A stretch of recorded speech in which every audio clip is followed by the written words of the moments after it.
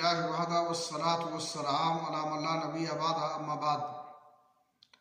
اسلامی بھائیوں، فتنے جب عام ہو جاتے ہیں اور بگاڑ پھیل جاتا ہے تو اللہ رب العالمین کی عبادت اور اس کی اطاعت بڑی مشکل ہوتی ہے، کیونکہ ہر طرف برائی اپنے ڈیرے جما لیتی ہے اور لوگ اس کی طرف راغب ہو جاتے ہیں۔ ایسے حالات میں اللہ رب العالمین کی عبادت اور بندگی کرنا اور اس کے حکموں کی اطاعت کرنا بڑا فضیلت والا عمل ہے۔